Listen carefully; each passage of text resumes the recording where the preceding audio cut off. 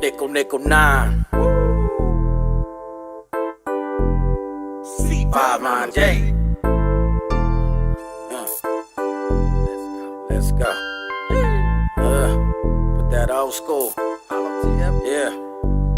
Hey, yo, what's good with everybody, man? I hope everybody's having a productive day, feeling blessed, and like I always say, is one life, one chance. We only got one chance to do this right. Let's get it done. Being said, man, shout out to my subscribers, the ones that keep in touch with a lot of the news media, a lot of the news coverages, and their loyalty and support has helped me make content every day and been consistent with you guys every day. One of them faithfully reads Los Angeles Times, and he shot it to me, and he was like, man, here you go, bro. Just check that out. I mean, all I be thinking sometimes, he be like, I can know it in his head. He's like, man, I'm finna shoot it to Renegade Media.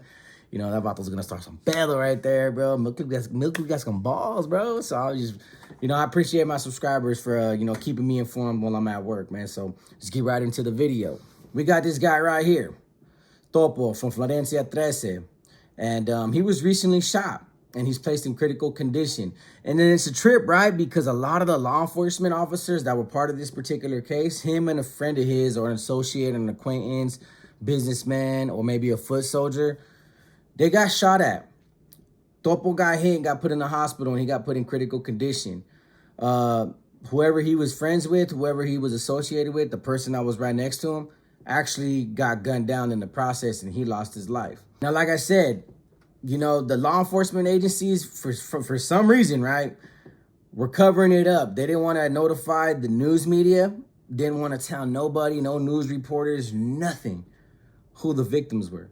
Because, you know, when you read an article about a gang-related shooting and say they find the suspects and they're adults, yeah, man, such and such got busted with such and such, age 40 this, age 29 that.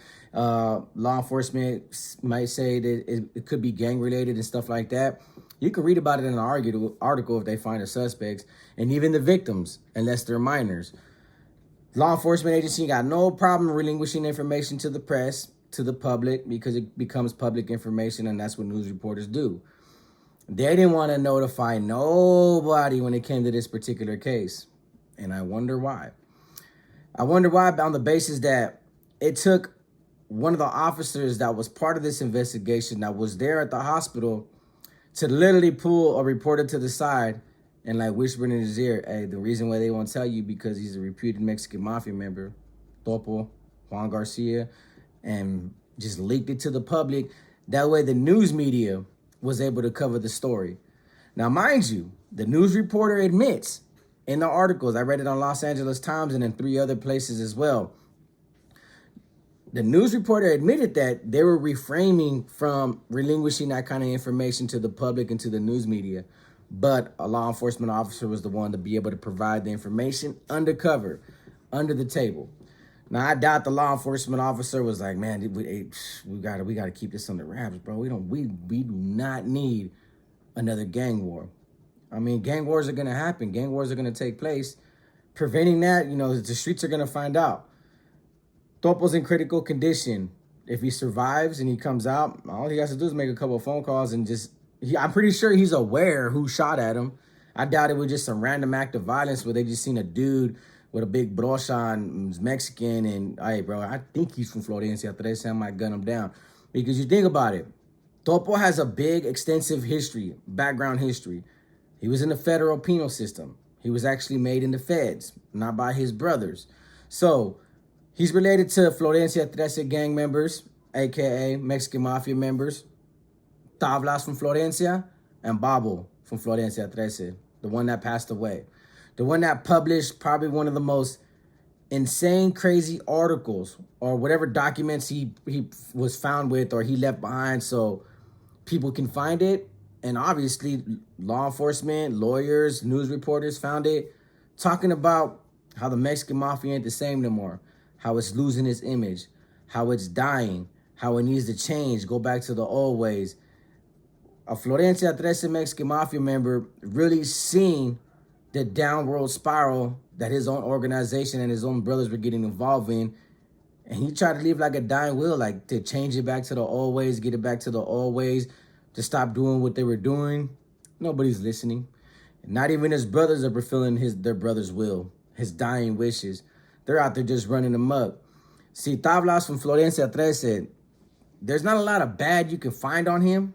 Trust me, I've did a lot of digging, other than the historical sense and the historical aspect that people want to forget about, never want me to shed light on, is that he had his own neighborhood trying to get rid of blacks in his community, get rid of blacks in his neighborhood. He promoted a lot of racial hatred amongst his own people, amongst his own sureños, to combat blacks in the community, black gangs, black drug dealers, black people in general. And he was the cause for a lot of attacks, a lot of bombings, a lot of terrorist attacks, a lot of gang violence against blacks, just because blacks decided to live in the Florencia 13 area. That's all I can really find on the man. Eventually, I'm going to do a profile to re-highlight, what kind of disturbing things that man has done and the kind of level of violence in his way of thinking. Just because it hasn't happened recently, or if it has happened recently and we don't know about it, doesn't mean that man changed his way of thinking. He's part of the old school. Old school members don't really change their way of thinking. They're stuck in their old ways. So he may not be exerting that kind of racial hatred now because of the peace treaty and because of the business ventures that he's on. But let's just say that people like me that love to do investigative digging are not going to allow the public to forget what kind of monsters these guys really are. Topo, on the other hand, man, there's a crazy story that I wish I can elaborate on. I always know it in the back of my head. But just know that I can't elaborate on all the details, but I will say this.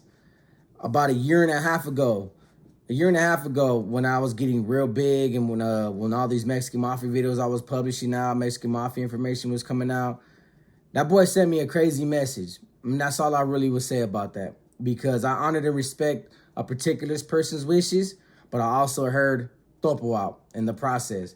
But now it's been about a year and a half later, and haven't really heard about the man, heard of the man, heard from the man, other than what I've seen in his news article lately. What I did hear about the man, and it never came from me. See, I had heard about it, didn't really know. I really don't know. See, I could do a good investigative journal work, but I'm not that great yet. You guys may think I'm great, but a lot of times people help me out. Subscribers will send me here, send me there, find something for me, and I just put all the pieces together, and sometimes I could find it on the news media. But a convict's perspective, Flocka was the first one initially to approach this matter, and publicly display it, right? He didn't receive a lot of criticism for it, like I would have. Like, he was the first one to cover it. I was familiar with it.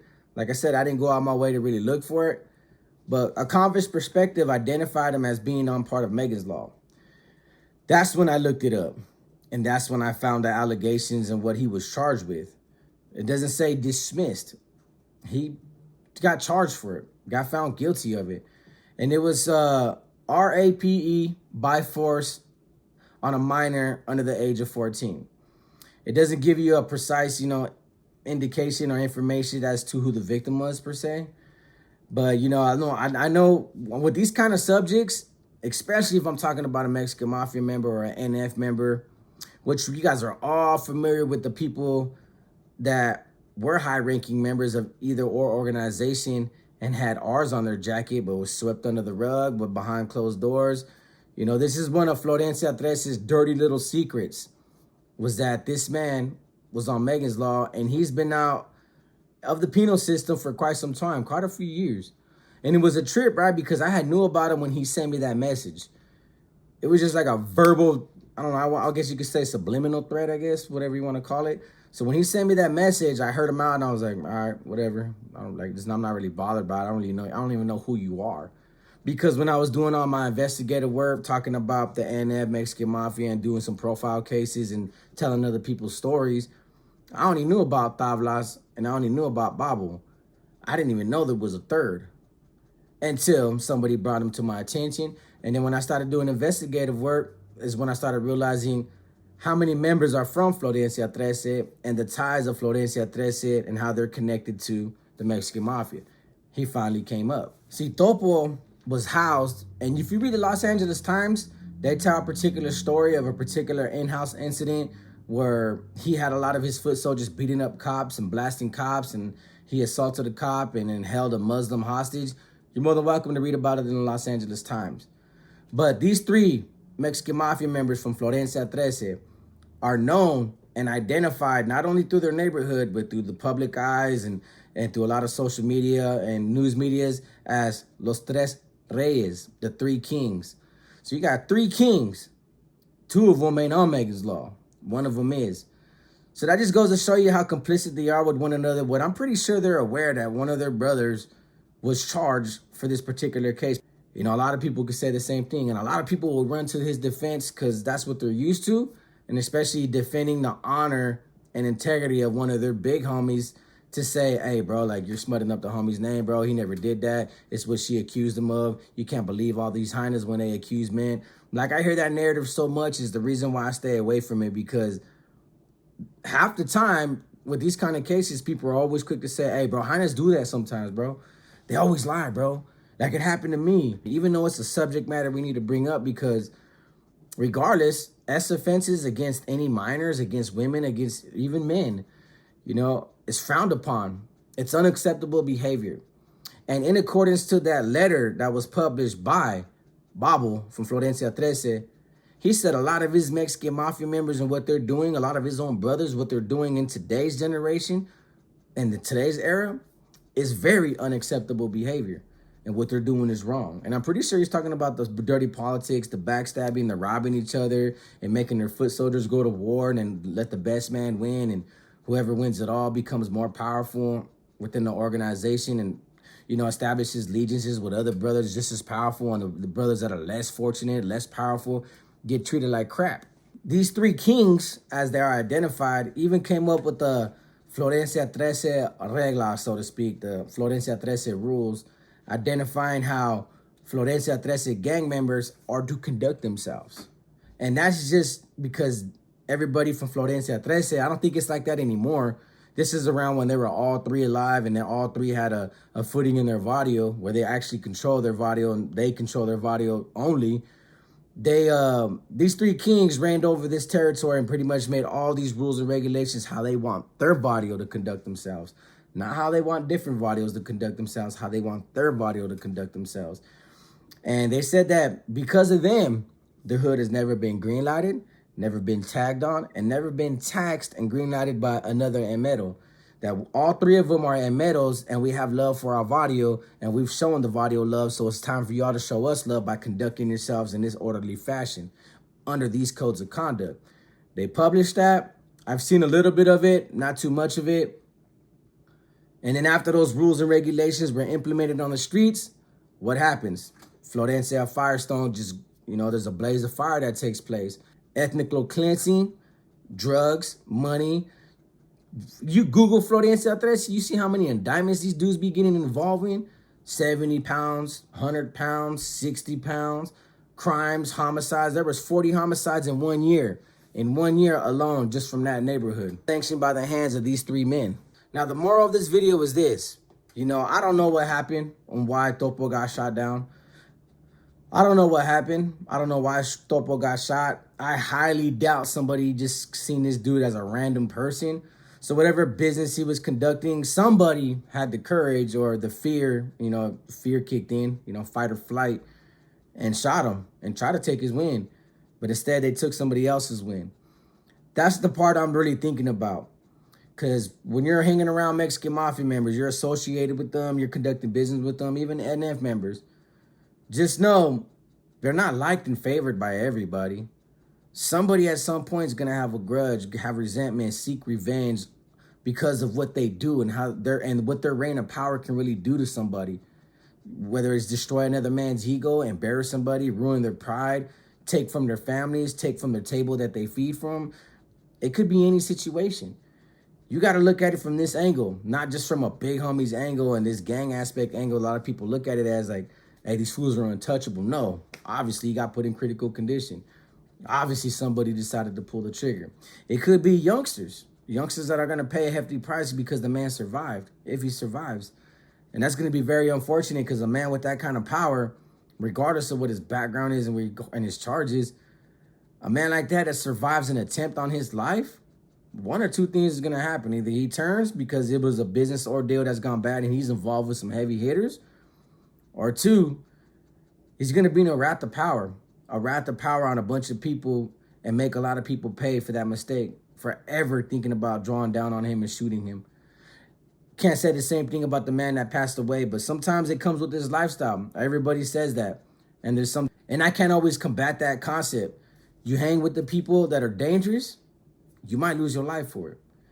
This man was a business associate that got killed on behalf of Topo because they were gunning for Topo. Plain and simple.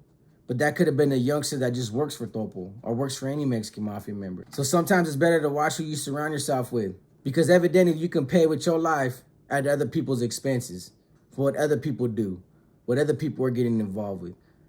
There's been a lot of scenarios where you're just hanging with the wrong crowd, and that wrong crowd happens to be beefing with a different crowd. Guns start blazing, bullets start spraying, and you're the one that gets hit, and you lost your life because you thought it was cool to hang around people like that. I don't stress this enough for anybody. Just keep your circle small. If you know what you're getting involved with at the end of the day ain't going to benefit you in the long run, it ain't going to do right by you, you don't see yourself coming out of this situation as a better person or betterment of your own living conditions and your way of life, don't get involved in it. Because some of these men, because of their positions of power, don't really give you guys that kind of option. You're going to go around them because they told you to go around them. You're going to work for them because they told you to work for them. You're going to come with them because they need protection. They need guards. They need bodyguards, security guards. They need you to hold that weapon because they don't want to do no dirty work no more. And at the end, business deal gone bad where, somebody decided to up the pole and shoot the man. And like I said, him being in critical condition, he survives it. Law enforcement is going to be all over his bumper. But the moment to give that man room to breathe, somebody's going to pay for that. And that's very unfortunate, the things to come because of this situation. So I thought I'd bring that video to your guys' attention. I got to go do this other video about Riverside real quick. So with that being said, like I always say, is one life, one chance. We only got one chance to do this right. Let's get it done. Peace.